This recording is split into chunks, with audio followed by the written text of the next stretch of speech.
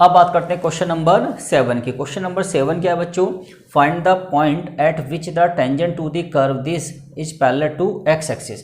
आपको इस कर्व के क्या निकालने हैं, पॉइंट निकालने हैं, और इस कर्व की इक्वेशन आपको दे रखी है, और इसका जो टेंजेंट है ना वो किसके पैरेलल है, एक्स एक्सिस के पैरेलल। क्लियर आपका।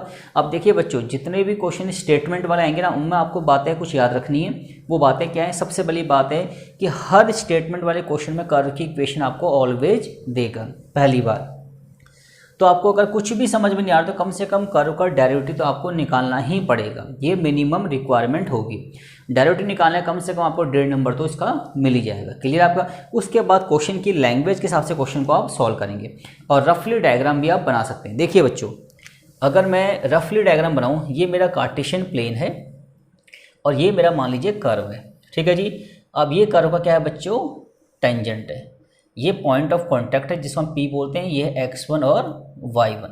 और इस कर्व की जो इक्वेशन दे रखी है ना बच्चों, वो क्या दे रखी है आपकी, इस कर्व की जो इक्वेशन है वो है आपकी x की क्यूब, कर्व की इक्वेशन है आपकी x की क्यूब माइनस का 3x² माइनस का 9x प्लस का 7। ये किसकी इक्वेशन है बच्चों, कर्व की इक्वेशन। क्लियर आपका। तो आपको कर्व के क्या निकालने हैं, पॉइंट निकालने, और इसका जो टेंजेंट है ना वो किसके पैरेलल है, एक्स एक्सिस का। ठीक है जी। मतलब डायग्राम कुछ इस टाइप से बनेगा, ये कर्व है आपका और ये टेंजेंट है, और टेंजेंट किसके पैरेलल है बच्चों, एक्स एक्सिस के क्या है, पैरेलल है। तो आपको पता है कि सबसे पहले हम क्या करेंगे, जो टेंजेंट है ना इसका क्या निकालेंगे, स्लोप निकालेंगे। हमें पता है किसी भी कर्व का डेरिवेटिव निकाल के उसमें अगर इंडिकेट पॉइंट को पुट कर दें तो जो भी वैल्यू आएगी वो स्लोप ऑफ टेंजेंट होगा। ठीक है जी। और स्लोप ऑफ टेंजेंट किसके पैरेलल है, एक्स एक्सिस के पैरेलल है, तो दोनों का स्लोप क्या होगा बच्चों, इक्वल होगा। तो सबसे पहले निकालेंगे आप कर्व का डेरिवेटिव, तो dy अपॉन dx। तो कर्व का डेरिवेटिव कितना आएगा बच्चों, 3x², और ये माइनस का 6x माइनस का 9। अब देखिए हमें पॉइंट तो यहाँ पे नहीं पता, और पॉइंट ही हमें निकालना, तो पॉइंट को हमने क्या मान लिया बच्चों, x1 और y1 मान लिया, और जहाँ पे x है वहाँ पुट कर देंगे x1। तो अगर हमें ये x1 की वैल्यू पता होती है तो जो भी वैल्यू निकल के आती है वो क्या होता है, स्लोप ऑफ टेंजेंट होता है। बट हमें नहीं पता है तो हमने कंडीशन फॉर्म में निकाल दी।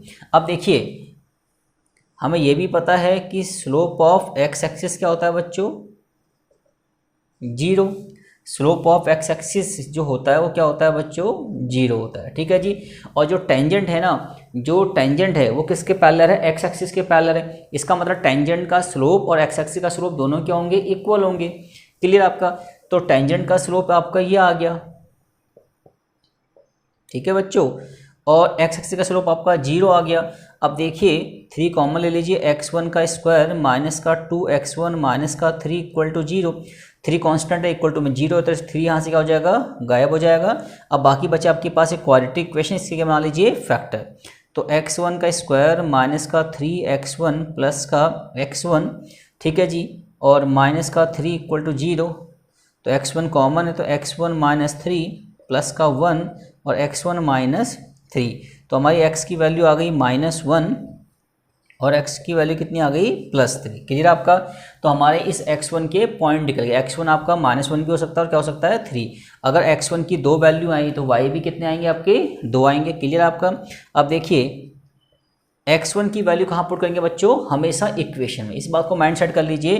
तो जो भी आपकी x की वैल्यू आएंगी कहाँ पुट करेंगे, इक्वेशन में। क्योंकि ये जो कर्व है ना बच्चों, ये वाला पॉइंट इस कर्व को टच कर रहा है, इसका मतलब इस कर्व के ये वाले पॉइंट जो है ना, इस कर्व को क्या करेंगे, सेटिस्फाई। तो x की जगह हम क्या पुट करेंगे, -1। तो हमारा y कितना आएगा देखिए बच्चों, तो जहाँ जहाँ आपका x है वहाँ क्या पुट कर दीजिए, -1। तो ये हो जाएगा आपका -1, ये हो जाएगा आपका -3, और ये हो जाएगा आपका +9, और ये प्लस का क्या है आपका 7 है। ठीक है जी। तो 9 और 7 कितना हो गया बच्चों आपका 16। 16 में से 4 गया, कितना आ गया आपका 12। अब बात करते हैं इसमें y2 की। अगेन इसी इक्वेशन में क्या पुट करेंगे, जहाँ जहाँ x से क्या पुट करेंगे, 3। तो यहाँ 3 पुट कर दीजिए, कितना आएगा आपका 27।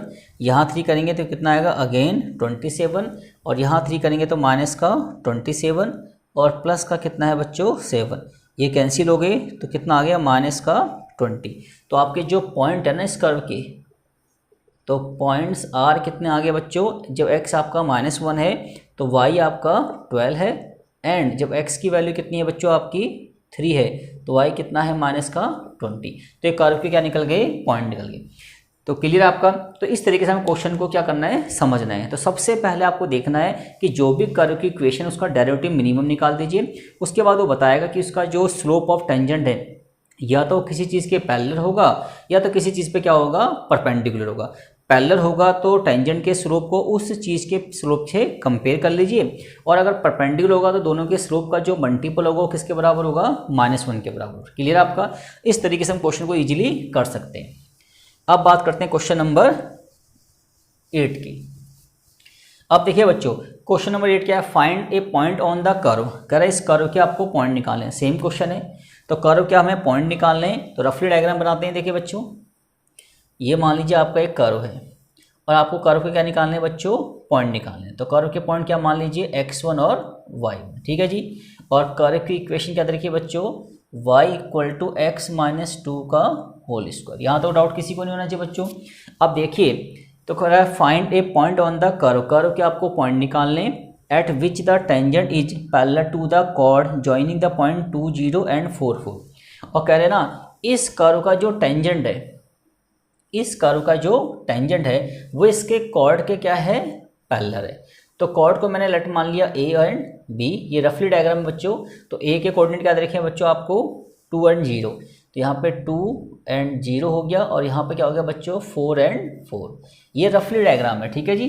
कुल मिला के कहने का मतलब यह है कि अगर मैं इसको इसी डायग्राम के हिसाब से बनाऊँ तो मुझे पता है कि x क्या होगा बच्चों, 0, y क्या होगा, 2, ठीक है जी। x क्या है, 4, और y भी क्या है, 4। तो डायग्राम तो हमारा कुछ ऐसा बनेगा, इस टाइप से बनेगा। तो ये क्या हो जाएगा आपका कॉर्ड, और ये क्या हो जाएगा आपका टेंजेंट। तो इसका जो कॉर्ड और टेंजेंट की क्या है बच्चों, पैरेलल है, ठीक है जी। तो मैंने कहा ना, डायग्राम हमको रफली बनाना है। क्लियर आपका।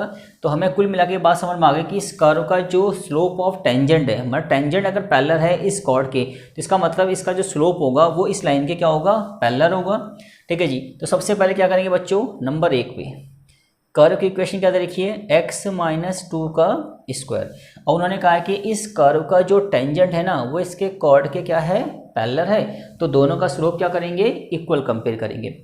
तो इसका डेरिवेटिव कितना आएगा बच्चों, dy/dx 2x - 2। अब मुझे पता है अगर डेरिवेटिव के अंदर मैं इंडिकेट पॉइंट क्या कर देता हूँ, पुट कर देता हूँ, वो पॉइंट जो दोनों में कॉमन होते हैं। तो जो वैल्यू है, अब ये वैल्यू क्या आ गई बच्चों, स्लोप ऑफ टेंजेंट आ गया, पहला काम खत्म। नंबर 2, लाइन क्या है आपकी, AB। तो स्लोप ऑफ AB देखिए क्या आता है। अब याद कीजिए 11th क्लास में हमने स्लोप निकालने का फॉर्मूला सीखा था बच्चों, क्या था, y2 - y1 और x2 - x1। तो बताइए y2 कितना है बच्चों, x1, x2, y1, y2, या फिर x1 y1 x2 y2, या फिर x1 y1 x2 y2। तो मैं मान लेता हूँ ये x1 है, ये y1 है, ये x2 है, ये y2 है। तो 4 - 0 4 - 2। तो इट्स मीन्स 4/2 कितना आ गया बच्चों आपका, 2 आ गया। क्लियर आपका, ठीक है जी। तो कुल मिला के हमारा क्या निकल गया बच्चों, ये स्लोप निकल गया। अब कंपेयर करते हैं, 2x1 - 2 = 2। अब 2 से 2 कंपेयर हो गया तो x - 2 = 1। तो x की वैल्यू क्या आ गई बच्चों, 3। अगर x की एक वैल्यू आई तो y भी एक ही आएगा। और x की वैल्यू कहाँ पुट करते हैं, हमेशा कर्व की इक्वेशन में, ठीक है जी। तो put value of x1 in equation of curve, ठीक है जी। अब कर्व की इक्वेशन क्या है, y x - 2, x की वैल्यू कितनी है बच्चों, 3, 3 - 2 का स्क्वायर, इट्स मीन्स 1 का स्क्वायर मतलब 1। तो आपका जो पॉइंट है ना बच्चों, तो पॉइंट्स क्या आ गया आपके, 3 और 1। क्लियर हो गया आपका। तो इस तरीके से हम क्वेश्चन को क्या करना है, सॉल्व करना है। बहुत ही आसान टॉपिक है, बस आपको टॉपिक की गहराई को क्या करना है, डिटेल में समझना है, ठीक है जी। अब बात करते हैं इसमें क्वेश्चन नंबर 9 की। क्योंकि 70% क्वेश्चन तो यहीं खत्म हो जाता है कि कर्व